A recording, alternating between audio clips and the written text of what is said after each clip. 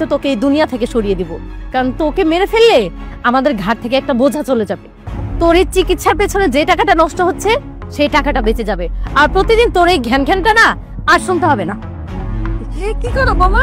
এই জ্যোতি, দেখলি বাবা তোর সাথে কিভাবে বিশ্বাসঘাতকতা করলো এই ছোট লোকের বাচ্চা ল্যাংড়ি। আমি আগেই তোমাকে বলেছিলাম যে বাবা এই মেয়েকে ঘরে তুলিস না। আমার কথা তো শুনলি না, মায়ের কথা তো সেই ফললো কখন, বাসি হওয়ার পরে। এখন বিশ্বাস করলি? আমি তোর ভালোর জন্য বলছিলাম এই মেয়ের কথা ভুলে যা। ওই বলছিলাম কি বাবা, সারা জীবন তো একলা একলা থাকবি না, তুই একটা বিয়ে কর। মা, তুমি বিয়ের ব্যাপারে আর একটা কথাও আমার বলবো না, ঠিক আছে? ঠিক আছে, তবে তুমিও শুনা রাখো ভালো কইরা, তুমি যদি বিয়ে না করো আমি ওই বাড়ি থেকে চলে যাব। থাকবি তুই একা একা, আমার কথা শুনস না, এখন তুই একা একাই থাকবি। তোমার যা মন চায় তুমি তাই করো, ঠিক আছে? শোন বাবা, আমি কিন্তু ওই যে আমার ভাইয়ের মাইয়া জ্যোতি, ওর সাথে তোর বিয়ে ঠিক করুম, তুই কিন্তু অমত করিস না। তোমার যেটা মন চায় মা এটা করো, ঠিক আছে? আমার বুল্লু বিটু পোলা।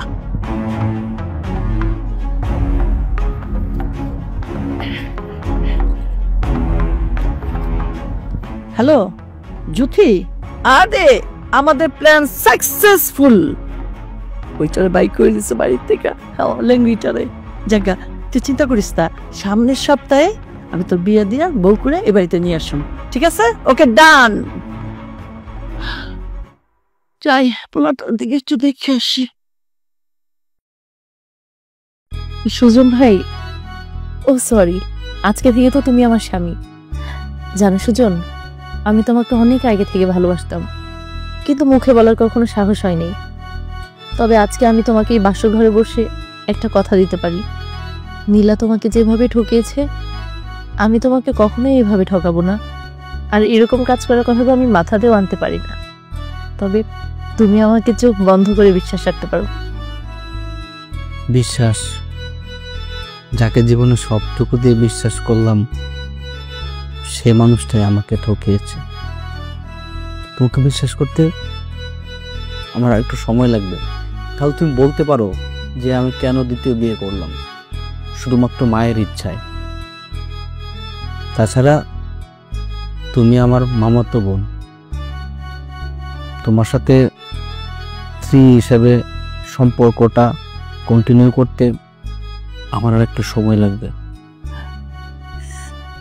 তুমি উপরে ঘুমাও, আমি নিচে ঘুমাচ্ছি।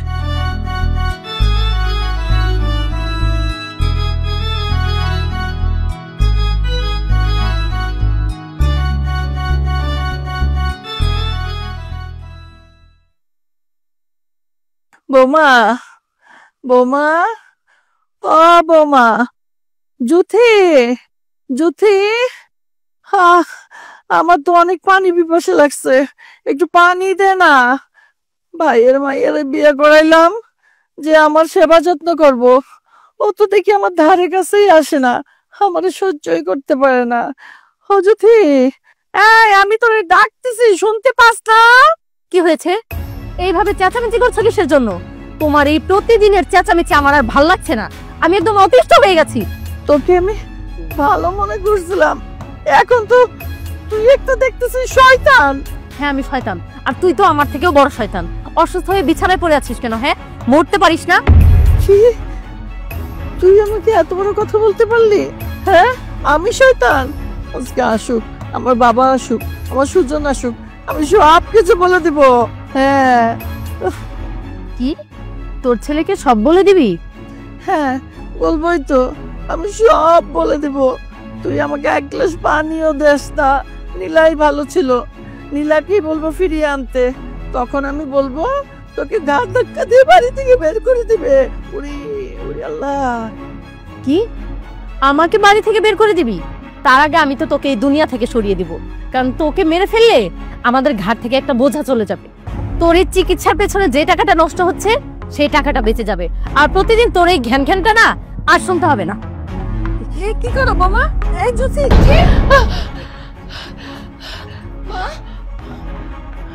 কি করতেছো তুমি এগুলো? মা ঠিক আছেন আপনি? তুমি সময় মতো না আসলে দমটা বাইরে যেত আমার। বাবা, বাবারে ফোন দে, আমার ছেলেকে ফোন দাও মা, ওরে ফোন দিয়ে আসতে বলো, এক্ষুনি আসতে পারো, আর ফোন দাও। মা, কি হয়েছে তোমার? ও বাবা, এই এই জ্যোতি আমাকে বালিশ চাপা দিয়ে মেরে ফেলতে চেয়েছিল। ওই সময় যদি নীলা না আসতো, এতক্ষণ আর তোর মাকে তো দেখতে পারতি না, লাশ হয়ে পড়ে থাকতাম। কি করছস তুই? কি করছস মা খাতে? কি করছস? এই কি করছস তুই? তোরে তো আজকে আমি পুলিশে দিয়া। না, থাক বাবা থাক, ওরে আর পুলিশে দিস না, ও আমার ভাইয়ের মেয়ে, এই জন্য ওরে আমি মাফ করে দিলাম, কিন্তু ছেলের বউ হিসাবে আমি কোনোদিন ওরে মাফ করব না। আর ও যদি জেলে যায় তাহলে আমার ভাই ভাবে সহ্য করতে পারবো না বাবা। তোমার সাথে আমি কোনোদিনই সুখে ছিলাম না। আমার মা চাইতো বলে আমি তোমার সাথে সংসারটা করতে বাধ্য হয়েছি। যে মায়ের জন্য আমি জীবনে এত বড় স্যাক্রিফাইস করলাম, আজকে কিনা সেই মারে তুমি মারতে গেছো। তোর মতো মেয়ের সাথে আমি কোনোদিন সংসার করব না। শুনো, আমি নিজে আর তোমার সাথে সংসার করতে চাই না, কারণ তুমি এখনো তো নীলাকে ভুলতেই পারোনি।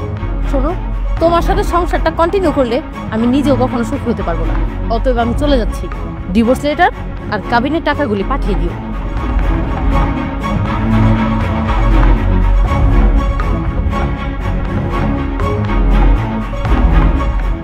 নীলা, তুমি হঠাৎ এতদিন পরে যে আমাদের বাসায় আসলে? তুমি আমাকে ডিভোর্স না দিয়েই তৃতীয়বার বিয়ে করে সংসার করছিলে, আর শুনেছি মাও অসুস্থ, তাই আমি ডিভোর্সের কথা বলার জন্য তোমার বাসায় এসেছিলাম, আর মাকেও দেখে গেলাম। কিন্তু আমি বুঝতে পারিনি মাকে এই অবস্থায় দেখবো।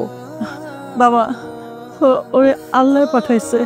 বৌমা, তুমি ঠিক সময় মতো না আসলে আজকে মনে হয় আমাদের মায়েরই ফেলাইতো।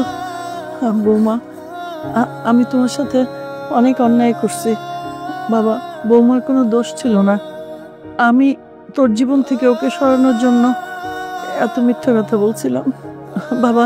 আর ওই ছেলের সাথে বৌমার কোনো সম্পর্ক ছিল না, সবই ছিল আমার চক্রান্ত। মা, তুমি এগুলি কি বলতেছো? তার মানে নীলা নির্দোষ? নীলা তোমার এগেইনস্টে যত অভিযোগ দিছে এগুলো সব সত্যি ছিল? হ্যাঁ বাবা, নীলা বৌমা নির্দোষ ছিল, ওর সব অভিযোগ সত্য ছিল, যা চক্রান্ত করে আমি করছি বাবা। মা, এতদিন পরে এই সত্যিগুলো বলে এখন কি লাভ? মা, আমি খুবই অসুস্থ, কোন দিন মরে যাই বলা যায় না, তাই আমি আমার পাপের প্রায়শ্চিত্ত করতে চাই, সত্যি কথাগুলো বলে দিতে চাই। আর বৌমা, তোমার সাথে যখন সুজনের ডিভোর্স হয়নি, তুমি তুমি আমাদের সংসারে ফিরে এসো, তুমি সুজনের সাথে আবার সংসার করো। না মা, সেটা হয় না। দেখো মা, মায়েরা অনেক সময় ভুল করে, তাই বলে কি মেয়েরা আমাকে ক্ষমা করে না? তোমাকে আমি কত অপমান করেছি, প্রতিবন্ধী, ল্যাংড়া, এটা সেটা, মা হিসাবে আমার সেটা বলা উচিত হয়নি। দেখো না, এজন্যই আল্লাহ আমাকে আজকে এই শাস্তি দিল। আমিও তো হাঁটতে পারি না, তুমি আমাকে ধরে ধরে নিয়ে আসো, আমি নিজের হাতে খেতে পারি না। জ্যোতির কাছে চাইতাম দেখে আমার সাথে খারাপ ব্যবহার করছে।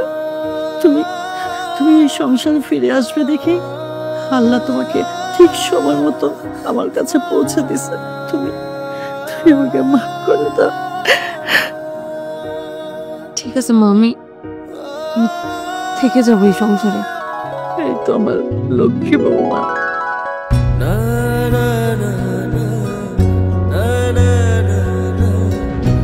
আচ্ছা, আমার কি মাপ চাইতে হইব?